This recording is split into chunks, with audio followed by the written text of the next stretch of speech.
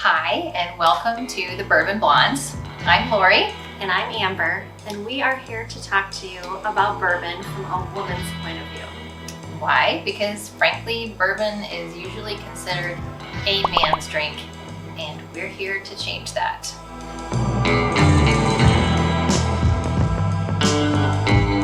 We went on a trip on the Bourbon Trail and really kind of opened our eyes, for me at least. And it really started our friendship as well. Exactly. We learned a lot about bourbon and felt less intimidated by it, and we kind of want to share that with other women in hopes that you also could learn to appreciate bourbon the way that we have and kind of feel included in the whole conversation.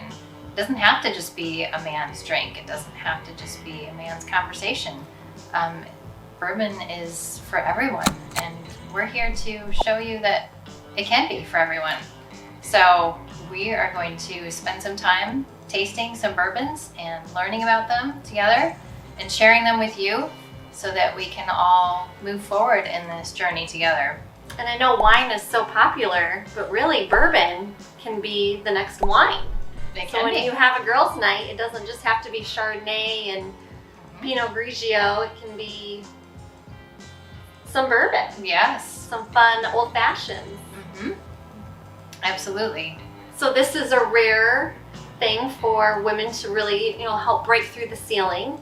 And so we wanted to share with you some really great rare bourbons. So let's get started tasting some rare stuff from a woman's perspective. So first off, I'd like to try this George T. Stagg.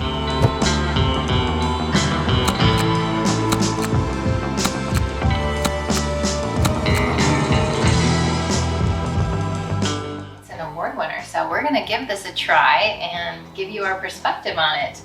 See what we think. That's a beautiful color. It is. So when I first was introduced to bourbon, I thought it smelled terrible. My husband would have it on his breath and I was just like, oh my goodness, what? That's like gasoline. But once I started hearing the stories and really understanding the background, it started to grow on me. And then learning what the aromas are and like having that open palate, and there's a story for every single bottle. That's true. So unique and very special. And that's really what drew me to wanting to learn more about bourbon. This one does smell strong. It is high in alcohol content, which does make it smells strong. But it smells nice. Mm-hmm. I like it. Mm-hmm. I'm gonna give it a taste. So one thing I remember that they shared with us on the Bourbon Trail was to sniff with each nostril, not just going right in. And I think that you can definitely... Does that work? When I go full in, it's too much. It's too much. So I think as you're easing into it and learning more about bourbon, it's just more subtle and you can kind of get those different aromas and not get that burn. You know, on my first taste, I will say, even though the alcohol content on this is pretty high, it doesn't have a lot of burn. I'm surprised. It's actually pretty smooth. But another thing that I learned is that to take one taste first and let it go down, and they call that in Kentucky the Kentucky hug, which I love that. I love that phrase. But kind of let it get down into you and settle and get all warm and cozy, and then take another taste. And that's when you really start to feel and taste the nuances of it. Because the first taste, you have to kind of get through the burn a little bit, because it's going to be there no matter what. But that second taste will give you a little bit more of the flavor that you can feel. Depending on the proof, your body wants to reject it initially because if it's too strong. And so you don't get that actual taste because your body's having a reaction. It's like, whoa, what is this? So that is why the second taste is way more important. You can actually really get the full effect. Yes, never judge a bourbon by one taste alone. Exactly. You've got to go back for a second one to give it a true, honest opinion. And it even smells better now that after that first taste. I'm really getting a lot of caramel. Did you feel it was really hot that first? It was warm. I didn't get a burn like I have had with others. It was very smooth, very, very smooth. It is. It's got a really nice smooth flavor. I like this flavor a lot. I do too. This would be really great as a dessert, like after dinner, because it's a little sweet. But not overly sweet to me. I feel like I've had some that are sweeter than this. This is kind of it feels very balanced to me. I've never had this one before. I think for a first-time bourbon drinker, this would not shy anybody away. It wouldn't. That's a high level to go for a first-time drinker, for sure. This is not an entry-level bourbon. This is definitely a special higher level bourbon. It's good though. I like it. So one thing I will say about this is that the flavor does change as you continue to drink it, and even as you take pours from the bottle. They say that as the bottle reaches at least this shoulder point, that's what they call where the curve meets the straightaway here. As the liquor meets this point, it gets more air to it and it changes the flavor, sometimes very significantly. And so you can see this one has passed the shoulder. And I will say, just taking sip upon sip of this one glass, the flavor has changed a lot for me. And the last sip I took, it tasted dramatically different. It was more like a sweet creme brulee. Most definitely. Just almost like a desserty, not sugary per se, but just a richness to it. It was very different from the first two sips that I took. So again, I would remind you to not judge a bourbon too quickly, because sometimes it can change over time as you continue to give it a try. It's very smooth and there's no burn. It's really great. So many might be wondering the price point on something so rare and delicious. So the MSRP is about $100. But on the secondary market, you're really looking at anywhere from $800 and up, depending on where you are and what the demand is. And since this is so rare and only being released in 2020, the value will keep going up. So it is definitely a higher price point, but it is worth it. Yep. So good luck finding it, but if you do, enjoy.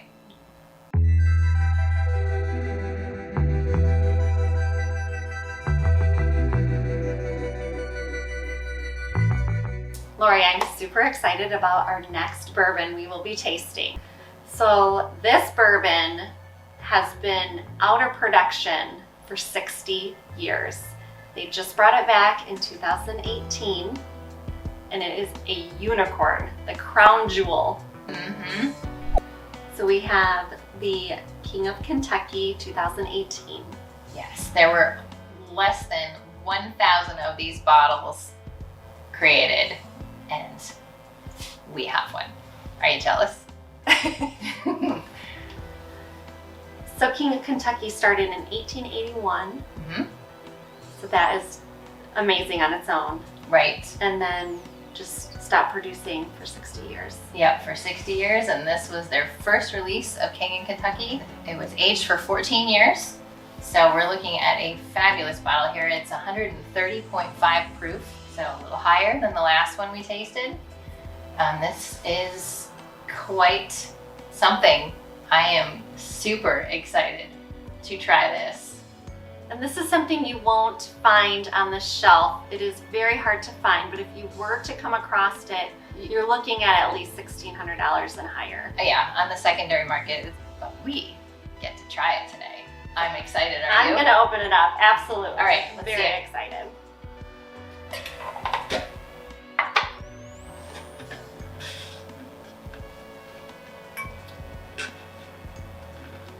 I love the canister. I love the labeling, and That's nice.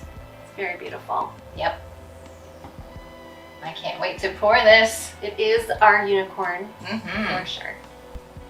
Okay, we are ready Here to we go. open our unicorn. All right. I feel like this is New Year's Eve or some very, I very know. special occasion. It is.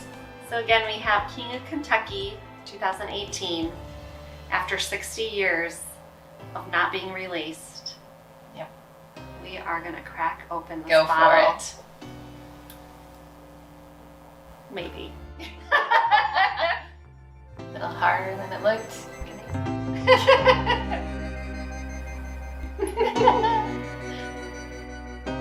Wow. Maybe we'll cut and come No, I back got to it, I got it. Okay, we got it now. Oh. Taking the whole thing off. Oh goodness.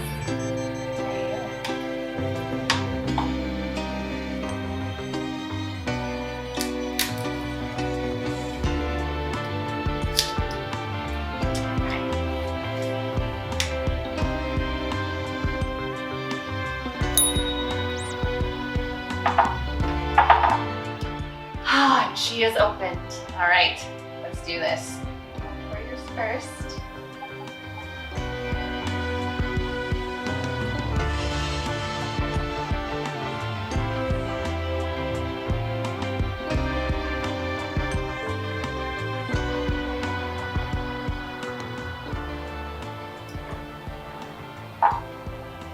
It definitely smells different than the George T. Stagg. It's a bit stronger. Yeah, remember, it has not reached the shoulder yet, so it's gonna have a different profile at first. Some say a little stronger. Let me get a taste.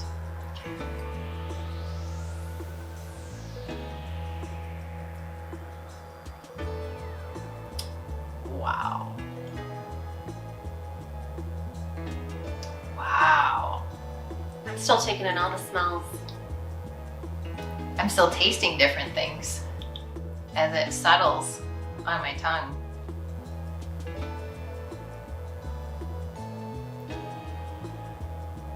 Wow, it's almost like,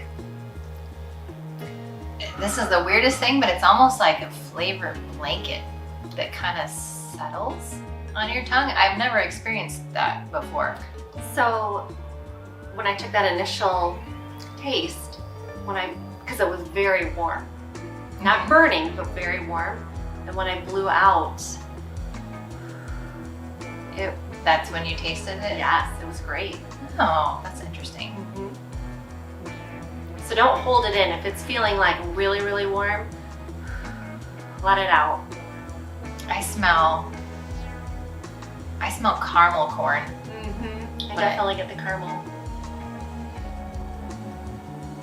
And it's got, I guess that blanket thing that I was talking about, I guess I would relate that to almost like a melty ice cream in your mouth. And maybe that is going along with the caramel notes that I'm getting.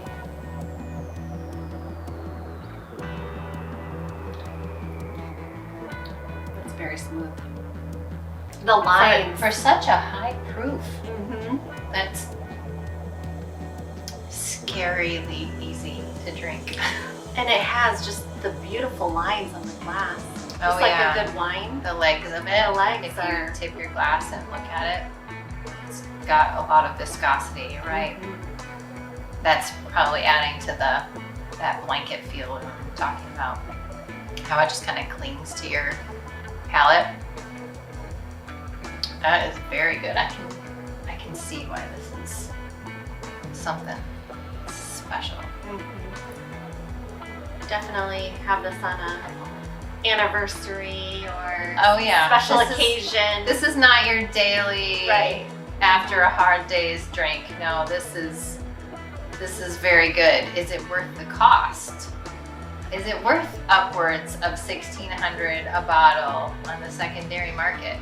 What would you say? I would say yes. The taste, the smell, and the story behind it. 60 years of no production.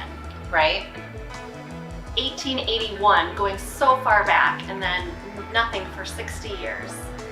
The stories there, the limited release, less than 1,000 bottles. That's a huge deal. I think. And it tastes great. I mean, it's very smooth. And you know, we really haven't gotten down to the shoulder or anything, but I have to say this is quite something. It's very sweet and mellow, even with the high proof. I would say it's hard for me to spend that kind of money on a bottle of bourbon, $1,600. But if this was your special occasion bottle, I think it could be well worth it. Now, I've had some high-end bourbons, some Pappy's, and some other specialty, and this is right there. I like this better than Pappy. It's right up there. I do. I would maybe in one of our future episodes we can do it. We should compare. Head-to-head challenge with Pappy's. That's a good idea. I like that. Because this one, I'm a fan of this one. Yeah, I don't even know what else to say about this. This is so good. It's a unicorn, and there's a reason for that. There's a reason for that. If you can get your hands on a bottle of this, I would highly recommend it. Absolutely. Thanks for joining us for this rare bourbon tasting. Don't forget, like and subscribe to see what we have coming up next. And remember, a woman knows her limits. But she also knows she has none. Cheers. Cheers.